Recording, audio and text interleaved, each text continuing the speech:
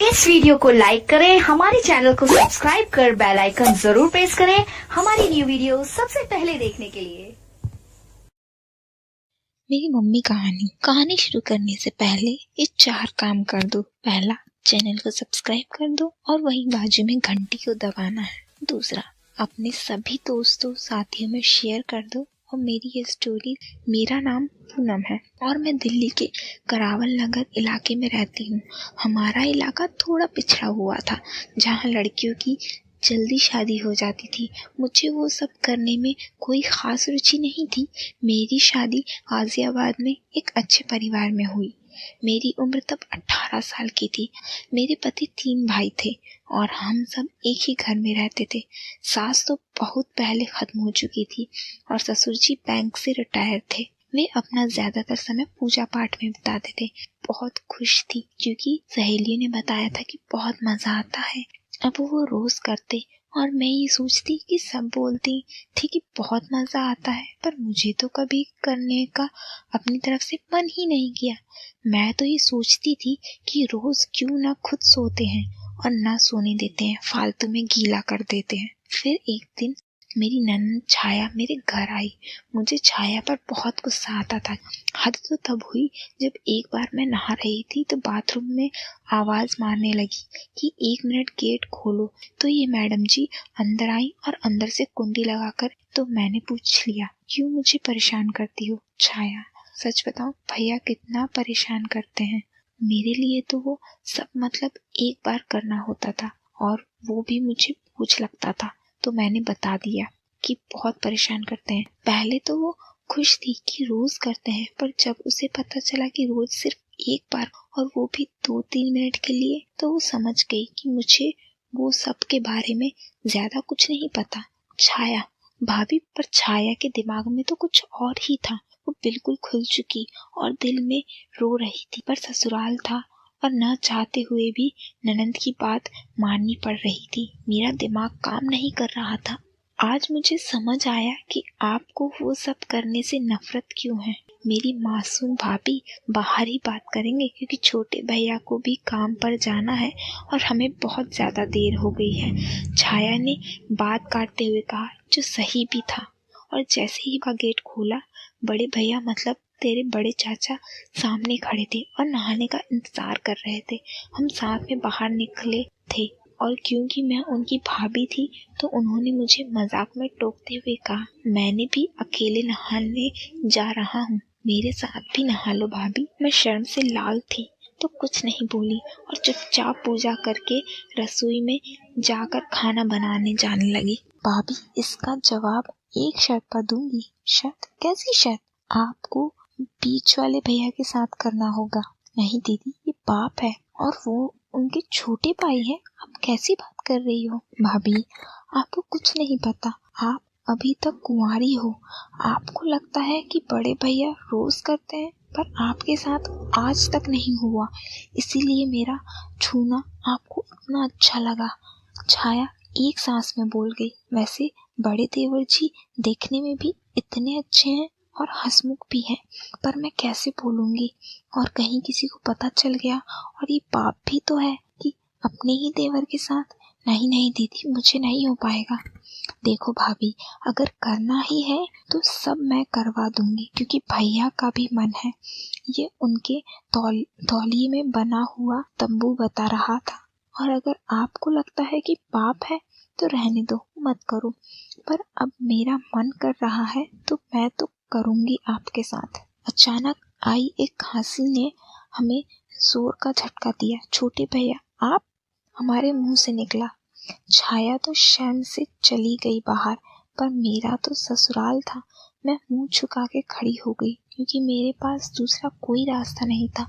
मेरे आंसू मेरे गाल से होते हुए मेरी छाती पर गिर रहे थे। आज तक आपको सुख मिला ही नहीं तो आपका भी हक है कि आपको जीवन की हर खुशी मिलनी चाहिए। मुझे पता चल चुका है कि भैया कुछ करने लायक नहीं है, पर मैं आपको हर खुशी दे सकता हूँ।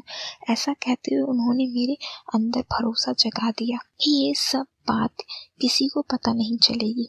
तो चले भाभी, काम शुरू करें? नहीं भैया, अभी सब है, आप दिन में आ जाना, सब काम पर होते हैं और पिताजी सो जाते हैं। पता नहीं कैसे मेरे मुंह से निकल गया। मैं तो मना करना चाहती थी और खुद दिन के लिए बोल दिया। ठीक है भाभी कहकर मेरे खुशी से उछल पड़ी। सब काम पर चले गए थे। दिन में मैं और छाया बात कर रहे थे कि अचानक छोटे भैया आ गए। सच तो यह है कि आज मैं भी देवर जी का इंतजार कर रही थी, क्योंकि मैं जानना चाहती थी कि मतलब क्या होता है, क्योंकि छाया को सब कुछ पता ही था। तो छाया बाहर चली गई और किसी से फोन पर बात करने लगी, मगर मैं खड़ी होने लगी तो उन्होंने मना कर दिया। बोलने लगे, कहीं मत जाओ भाभी, 5 मिनट बाद दोबारा से सब फिर से होगा, कहीं नहीं जा रही। मगर उसी वक्त कुछ ऐसा हुआ, बड़े भैया आप, मेरी आंखें फटी की फटी रह गई जब देखा गेट पर छाया और बड़े भैया खड़े हैं। छाया हमेशा हंसती रहती है पर मुझे फंसा देती है। सॉरी भाभी, आपको इतनी कमाल की है। ये लोग रह नहीं पा रहे थे और दोनों मिलकर आपका नाम लेकर मेरी हालत खराब कर दी थी। इसीलिए मैंने ये सारा प्लान बनाया कि मुझे थोड़ी रहम मिल जाए। हम छोटे से ही ये खेल खेलते हैं और जब बड़े हुए तो आना शुरू हुआ। बड़े भैया को पता चल गया था कि वो नहीं कर पाते, इसलिए उन्होंने खेलना छोड़ दिया। फिर जब आपकी पहली रात थी, दोनों ने एक साथ आपके साथ करवाने का वादा नहीं कर लिया। एक सास छाया इतना बोल दी जो मेरी सोच के भी बाहर था। अगर मैं नहीं मानती कि आप नहीं मानी तो आपको डरा कर मना लेंगे, क्योंकि आप बहुत भोली हो तो आप डर जाओगे। इतने में छोटे भैया चालू हो गए और छाया आ गई। फिर तेरे पैदा होने तक यह सिलसिला रोज का हो गया। अब मुझे भी अच्छा लगने लगा था। फिर तू पैदा हो गया और तेरे दादाजी के खत्म होने से सब अलग अलग रहने लगे। मैं भी सब कुछ भूलकर सिर्फ तुझ में खो गई। कभी साल 2 साल में तेरे चाचा आते हैं, पर अब तो किसी के पास टाइम ही नहीं बचा। और आज जब छाया ने किंग के बारे में बताया तो मन मचल गया। मुझे माफ कर देना बेटा, मैं तुझे बताती भी तो क्या बताती। इस छाया ने ही मुझे पहले ही फंसा दिया था तेरे दोनों चाचा के साथ, और आज मेरे अपने सगे बेटे के साथ। पर छाया नहीं होती तो शायद मैं भी नहीं होता, क्योंकि माँ पिता से खुश थी और उन्हें मिला भी नहीं था और उन्हें ढूंढना भी नहीं था। मुझे जाकर सो गया। थोड़ी देर में माँ भी मेरे पास आ गई और मेरे बराबर आकर लेट गई। मेरी आंखें बंद थी। मैं माँ के सुबकने का एहसास कर सकता था। मैं समझ सकता था कि वो मुझसे आंखें मिलाने से डर रही हैं, और सच्चाई तो ये थी कि मैं भी डर रहा था उनसे आंखें मिलाने से, क्योंकि मैं भी तो कितने से भिड़ चुका हूँ ये माँ जान चुकी थी। इस अधेड़ में हम दोनों सो गए। सुबह आँख खुली तो माँ शादी में जा चुकी थी। 2-3 दिन में हम शादी से वापस घर आ गए। पूरी शादी में माँ और छाया से नजर नहीं मिला पाया था। घर आकर भी घर में कम रुकता था और बाहर निकल जाता था। मैं खुद नहीं चाहता था कि क्या बात मुझे परेशान कर रही है।